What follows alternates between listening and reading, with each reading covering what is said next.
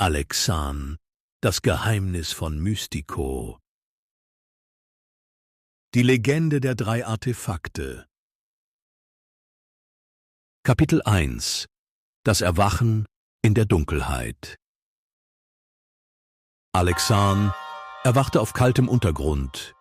Die feuchte Luft roch nach Erde. Ein Lichtstrahl drang durch einen Spalt in der Decke und brachte den Staub zum Glitzern. Sein Körper fühlte sich schwer an, als hätte er zu lange geschlafen. Wo bin ich? Wer bin ich? Wie heiße ich überhaupt? In seinem Geist war alles leer, wie eine neue Seite in einem alten Buch. Plötzlich knackte es in der Stille. Alexan lauschte angespannt.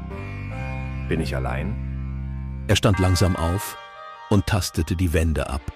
Seine Finger fanden raue Steine und dann etwas Seltsames, eingemeißelte Symbole. Ein Frösteln überkam ihn.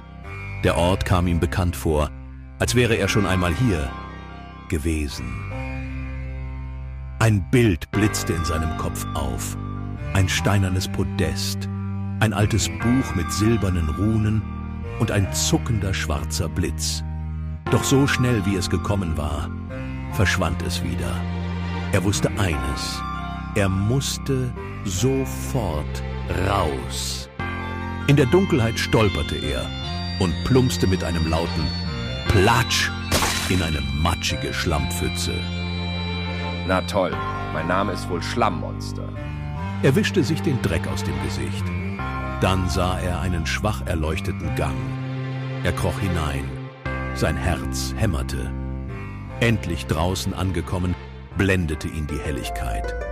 Er blinzelte und stand auf einer kargen, felsigen Landschaft mit rissigem Boden.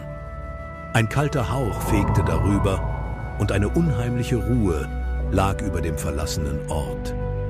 Er ging weiter und kam an den Rand eines Abhangs. Tief unten schlängelte sich ein klarer Fluss durch das Tal. Auf der anderen Seite führte ein schmaler, von Gestrüpp überwucherter Pfad weiter. Er atmete tief durch und kletterte hinunter. Nachdem er den Fluss überquert hatte, folgte er dem verborgenen Weg. Das Dickicht wurde weniger und er erreichte schließlich eine Straße.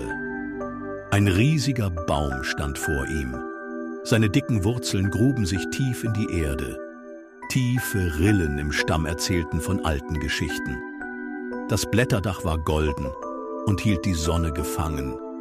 Darunter stand eine Gestalt. Ein alter Mann trat aus dem Schatten des Baumes hervor. Er hatte einen markanten weißen Bart und seine Kleidung war mit goldenen Mustern verziert. Er schaute Alexan mit funkelndem Blick an, als kenne er seine Geheimnisse. Alexan, du bist es also. Seine tiefe Stimme hallte durch den Wald. Der Junge blieb stehen und runzelte die Stirn. Wer bist du? Alexan. Alexan. Warum ist mir dieser Name so vertraut? Die Augen des Alten leuchteten, als würden sie Dinge sehen, die jenseits dieser Welt lagen. Ich bin Meridan, der Hüter des Wissens. Seine Worte klangen mächtig, als kämen sie aus einer alten Zeit. Und du bist der, von dem der Wind geflüstert hat.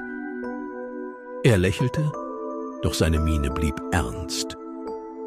Dein Verstand ist leer, wie ein Buch, dessen Seiten noch geschrieben werden müssen.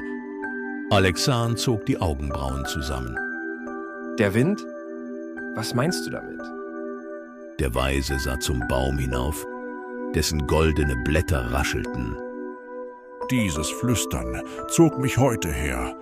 Eine alte Prophezeiung sagt, dass der eine kommen wird, auserwählt vom Licht, und dass er an diesem Baum erscheinen wird, wenn alles verloren scheint.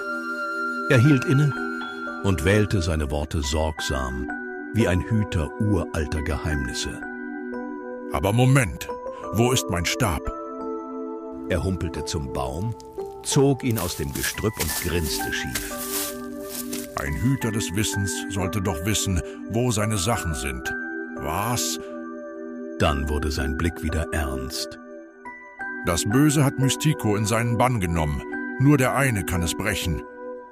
Der auserkorene Junge lachte kurz und unsicher. Und du denkst, das bin ich? Bis vorhin konnte ich nicht mal an meinen eigenen Namen erinnern. Meridan sah ihn ernst an und legte eine Hand auf Alexans Schulter. Manchmal muss man sich selbst verlieren, um herauszufinden, wer man wirklich ist.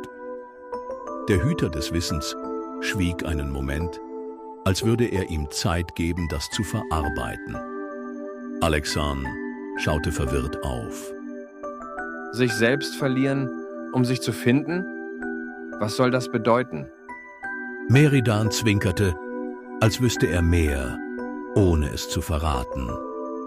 Hör auf zu grübeln, sonst wird dein Kopf noch schwerer als mein alter Suppentopf. Riven, der Herrscher der Schatten, hat unser Land in Finsternis gestürzt. Er hat die Prinzessin Ayana entführt und mit ihr verschwand das Licht von Mystico. Komm, ich erzähl dir mehr. Während sie durch die Wildnis gingen, sprach er weiter. Die Siedlungen sind grau und still geworden. Ein dunkler Nebel legt sich über das Land. Flüsternde Schattenwesen treiben ihr Unheil in der Nacht. Und Angst quält die Menschen. Sie verlieren den Glauben, Alexan. Sie erreichten ein Dorf. Keine spielenden Kinder, keine Menschen. Nur leere Straßen und klappernde Fensterläden. Die Bewohner wagten sich langsam heraus. Ihre Gesichter sahen müde aus, aber mit einem Funken Hoffnung. Eine alte Frau mit grauem Haar trat hervor. Ihre Stimme war brüchig, aber klar. Bald beginnt das große Fest der aufgehenden Sonne. Wir zünden Feuer an, singen die alten Lieder und bitten die Sonne, uns auch im neuen Jahr zu schützen. Sie machte eine Pause und sah Alexan eindringlich an. Aber ohne die Prinzessin kann es nicht stattfinden. Sie spricht das Gebet der goldenen Dämmerung, um die Tage wieder länger werden zu lassen. Ohne sie bleiben die Nächte lang und kalt. Bitte, Fremder, bring sie zu uns zurück. Alexan fühlte sich, als würde er die ganze Last der Welt auf seinen Schultern tragen. Der Weise legte ihm beruhigend eine Hand auf den Arm. Du musst 3 Artefakte finden. Zuerst das sagenumwobene Schwert, dann den magischen Schild und zuletzt den heiligen Bogen. Nur mit ihnen kannst du Riven besiegen. Die Prophezeiung hat diese Reihenfolge bestimmt. Folge ihr und du wirst verstehen, warum. Doch dein Weg wird nicht einfach sein. Du musst Tapferkeit beweisen, Herausforderungen meistern und dein wahres Ich entdecken. Mit jeder Hürde solltest du mehr von deinen Erinnerungen zurückbekommen. In deinem Verstand steckt mehr, als du ahnst. Meridans Stimme war ruhig, aber unerschütterlich. Alexan öffnete den Mund, doch ihm fehlten die Worte. Er fühlte sich wie ein Blatt im Wind, getrieben von einem Schicksal, das er nicht begreifen konnte. Dann trat der Hüter des Wissens näher. Sein Blick wurde durchdringend. Vergiss nie, Dunkelheit weicht immer dem Licht. Auch die tiefste Nacht muss irgendwann dem Morgen weichen. Tief in sich spürte Alexan den Wunsch zu helfen. Aber wie soll ich ein Land retten, wenn ich nicht weiß, wer ich bin? Seine Stimme voller Angst und Verzweiflung. Der Weise schenkte ihm ein mitfühlendes Lächeln. Wahrer Mut zeigt sich erst, wenn du trotz deiner Angst weitergehst, auch wenn dein Herz zittert. Ein stechender Schmerz durchzuckte den Körper des Jungen. Seine Knie gaben kurz nach. Seine Sicht verschwamm. Plötzlich stand er in einer feuchten Höhle mit alten Säulen und Symbolen. Vor ihm lag ein Podest mit einem Buch. Ein Flüstern zog durch den Raum, verführerisch und stark. Sein Gefährte trat hervor, die Augen neugierig. Alexan ahnte, sie durften das Buch nicht berühren. Doch bevor er warnen konnte, glitt die Hand des Gefährten über das Leder und schlug die erste Seite auf. Dann wurde alles dunkel. Unser Junge war verwirrt.